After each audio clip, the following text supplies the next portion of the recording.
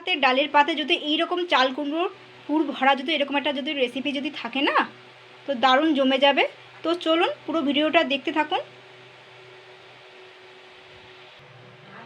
পুর ভরা চাল কুমড়োর বড়া, ওপরটা পুরো কিন্তু ঘিয়ে ভাজা, আর ভেতরটা কিন্তু স্টাফিংটা কিন্তু পুরো সিঙ্গারার তরকারি যেরকম হয় পুরো সেরকমই কিন্তু খেতে হয়েছে।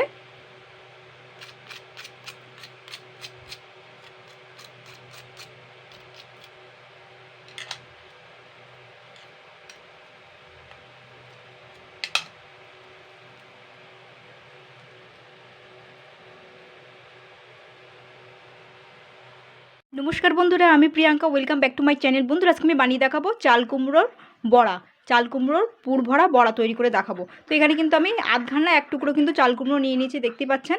তো এটা কিন্তু কচি নিতে হবে, তো আপনি একটু বড়োর দিকেও নিতে পারেন। তো এখানে আমি কিন্তু খোসা ছাড়িয়ে সুন্দর করে কেটে নেবো। আর এখানে কিন্তু আমি মুসুরির ডাল নিয়েছি, মুসুরির ডালটা আমি ভিজিয়ে নেবো, ভিজিয়ে ভালো করে বেটে নেবো। মুসুরির ডাল কাঁচা লঙ্কাটা বেটে নেবো পুরের জন্য আর কি তৈরি করব। তো এখানে কিন্তু বাদাম নিয়েছি, চীনা বাদাম নিয়েছি গোটা কয়েক, আর পোস্ত নিয়েছি কিন্তু হাফ কাপ মতন। এটাও আমি বেটে নেবো, মানে বাদাম আর এই পোস্তটাও আমি বেটে নেবো, মুসুর ডাল আর কাঁচা লঙ্কাটাও আমি বেটে নেবো। তো দেখুন আমি কিন্তু এগুলো সুন্দর করে কেটে নিয়েছি, আমি কিন্তু সুন্দর করে খোসা ছাড়িয়ে নিয়েছি, নিয়ে আমি কিন্তু এরকম করে কেটে নিয়েছি।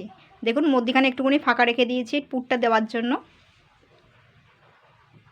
আমি কিন্তু 4 পিস মতন হয়েছে এখানে। আমি কিন্তু জয়েন্ট রেখে দিয়েছি, জয়েন্টটা জোড়া রেখেই দিয়েছি, আপনারা এমনি ছাড়িয়েও করতে পারেন। 4টেই কিন্তু করে নিয়েছি।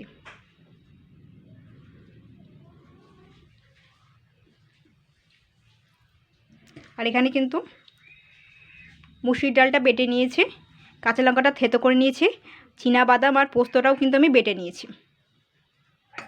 এবার আমি এইগুলো কিন্তু একটু সিদ্ধ করে নেব, এই চাল কুমড়োগুলো সামান্য জল দিয়ে সিদ্ধ করে নিতে হবে। এখানে একটা কড়াই নিয়েছি,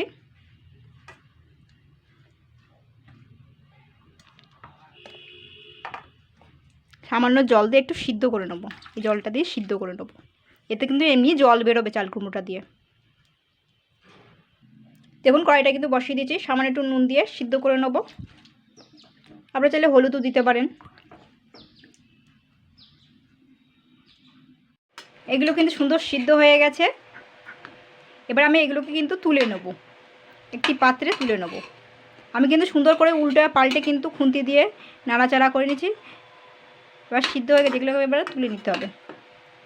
নরম হয়ে গেছে কিন্তু এগুলো অনেকটাই।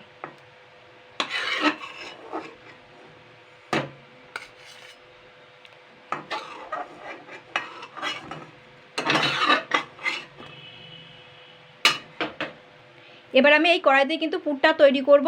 এই কড়াইটার মধ্যে কিন্তু আমি ধুইনি, এমনি কড়াইটার মধ্যে কিন্তু একটু রিফাইন্ড অয়েল তেল দিয়ে দিচ্ছি। এখানে কিন্তু সামান্য স্বাদ মতো নুন, চিনি, হলুদ গুঁড়ো দিয়ে দিচ্ছি। আর যেগুলো পেস্ট করেছিল সেটাও কিন্তু দিয়ে দিচ্ছি। এবার কিন্তু এটা নাড়াচাড়া করতে হবে। আর দিচ্ছি আদা বাটা 1 চামচ। এখানে কিন্তু আমি হাফ গ্লাস মতন জল অ্যাড করছি। এটাকে আগে ভালো করে নেড়ে ছেড়ে নিতে হবে কিন্তু। এ কিন্তু অনেকটাই হয়ে যাবে পুরটা। এটাকে কিন্তু পুরো শুকনো করে ফেলতে হবে কিন্তু নাড়তে নাড়তে।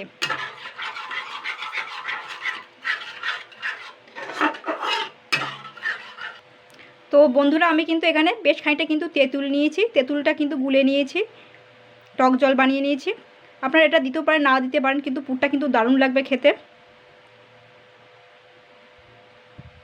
প্রায় বড় দেখে যে 2 কোয়া, তো আমি সেই দিয়েছি পাকা তেঁতুল আর কি। তো এটা আমি ওইটাও দিয়ে দিচ্ছি। এবার আমি কিন্তু নাড়তে নাড়তে এটা কিন্তু শুকিয়ে ফেলতে হবে।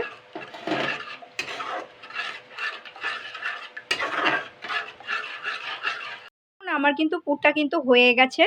এরকম শক্ত শক্ত করেও কিন্তু বানাতে হবে, তবে কিন্তু এটা কিন্তু এখনও গরম আছে। ঠান্ডা হয়ে গেলে তারপরে কিন্তু পুরটা তৈরি করতে হবে। কিন্তু প্রচণ্ড গরম, দেখুন এরকম শক্ত শক্ত করে করতে হবে,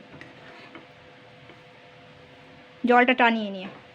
এটাকে এখন কড়াই থেকে তুলতে হবে, এ আর একদম পুরো শক্ত হয়ে যাবে।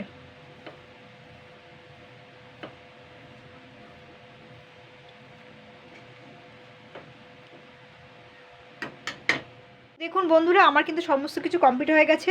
আর দেখুন ডোটা কিন্তু একদম পুরোপুরি শক্ত হয়ে গেছে। আমি কিন্তু একটু মথে নিয়েছিলাম, মানে একটু ভালো করে চটকে নিয়েছিলাম। আর এটা ডোটা কিন্তু এই যে তরকারি, মানে এটা তো এই যে এর যে পুরটা একদম পুরো সিঙ্গারা পুরের মতন হয়েছে, হেভি সুন্দর গন্ধ আর টেস্টটা বেরিয়েছে। তো এখানে কিন্তু আমি ময়দা দিয়ে আমি এটা করব কোটিংটা। তো আপনারা চাইলে ইয়ে দিয়ে করতে পারেন, বেসন দিয়ে করতে পারেন। আমি ময়দা নিয়েছি সামান্য পরিমাণ। এবার আমি এতে একটুখানি ঘি নিয়ে নিচ্ছি উপরটা ক্রিস্পি হওয়ার জন্য।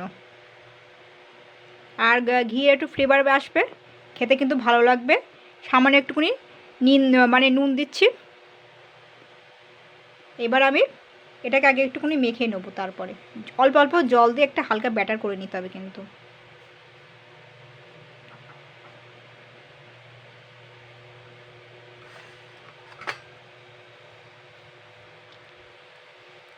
তো দেখুন এটা কিন্তু ময়ান দেওয়া হয়ে গেছে। এবার অল্প অল্প জল দিয়ে আমি একটা ব্যাটার করে নেব।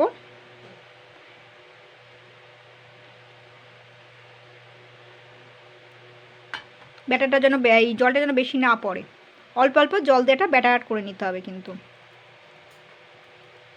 একটু জল দিতে হবে।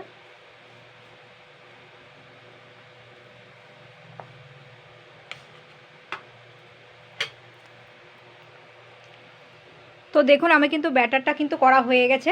আর এরকম পাতলা করতে হবে। আর এটাকে কিন্তু ভালো করে ফেটিয়ে নিতে হবে। যত ভালো ফেটাবেন ততই ভালো হবে, ওপরটা কিন্তু ক্রিস্পি হবে। সুন্দর একটা ঘিয়ের ফ্লেভারও এসছে, মানে একটা গন্ধ বেরিয়ে গেছে। এটা কিন্তু হয়ে গেছে। এটাকে ব্যাটারটা কিন্তু ভালো করে কিন্তু ফেটিয়ে নিতে হবে কিন্তু।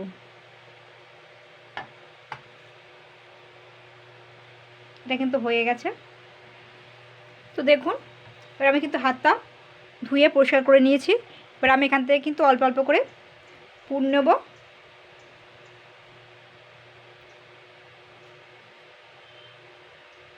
এইভাবে আমি এর মধ্যে দিয়ে দেবো।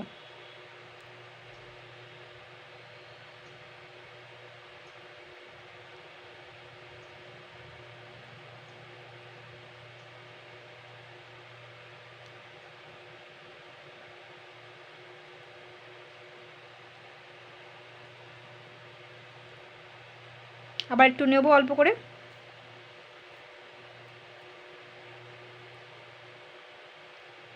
এবারে অল্প অল্প করে দিয়ে দেবো, যতটুকু ধরে। এটা একটুখানি বেশি হয়েছে, খুব সাবধানে দেবেন যাতে ভেঙে চুরে না যায়।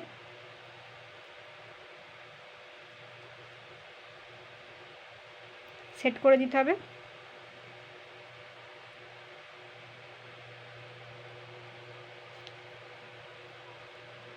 আবার একটু নিচ্ছি।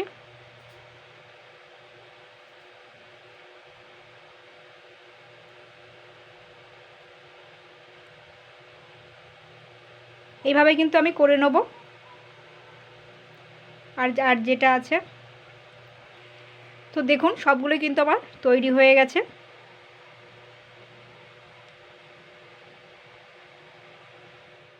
আমি কিন্তু রিফাইন্ড অয়েল তেল দিয়ে দিয়েছি। তেলটা কিন্তু সুন্দর গরম হয়ে গেছে। এবার আমি কিন্তু ব্যাটারটার মধ্যে কিন্তু এইটা মাখিয়ে নেবো, ব্যাটারটা সুন্দর।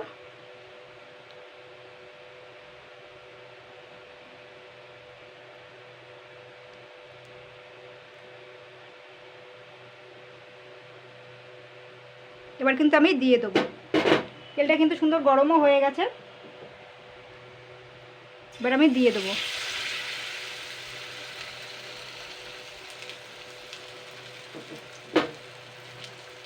আমি আবার একটা পাশ দিয়ে দেওয়ার চেষ্টা করব।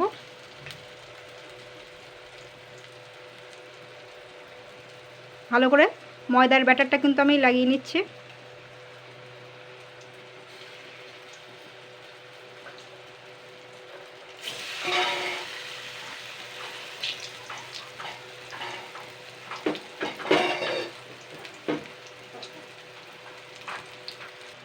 তো দেখুন আমি কিন্তু দুই পিঠে কিন্তু সুন্দর করে ভেজে নিয়েছি। এটা কিন্তু খুবই হালকা ভাজাটা, কিন্তু মানে যে ওপরে যে লেয়ারটা কিন্তু খুবই হালকা মতন হয়েছে। তো এবার আমি তুলে নেব। হালকা গোল্ডেন ব্রাউন করে কিন্তু ভেজে নিয়েছি। এবার আমি তেলটা ছেঁকে তুলে নেব প্লেটে।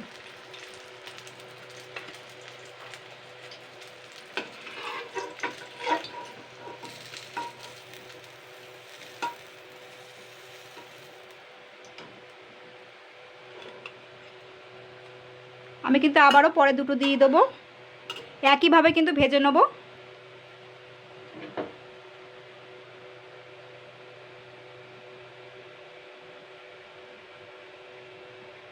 ব্যাটারটা কিন্তু ভালো করে লাগিয়ে নিতে হবে।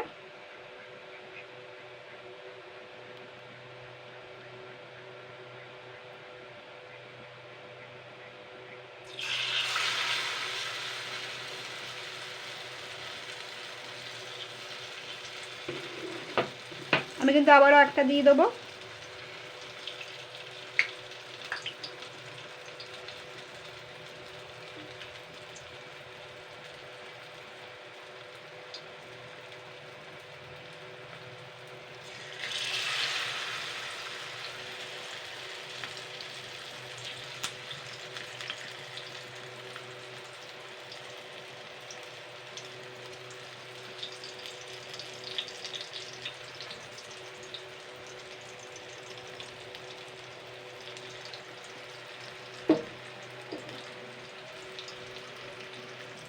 তো দেখুন এগুলো কিন্তু অনেকটাই কিন্তু ভাজা হয়ে গেছে। আমি এবারে আরেকটা সাইড উল্টে দেবো।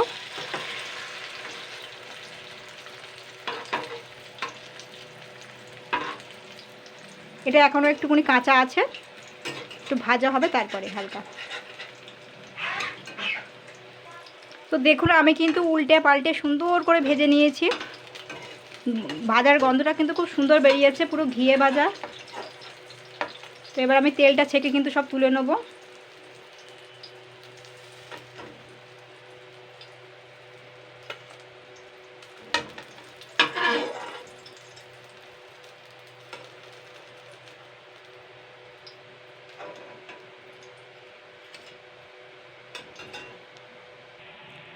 তো বন্ধুরা এইভাবে ট্রাই করবেন, গরম ভাতে ডালের পাতে এরকম যে একটা রেসিপি যদি থাকে না, পুরো জমে যাবে। আর হেভি সুন্দর হয়েছে কিন্তু খেতে।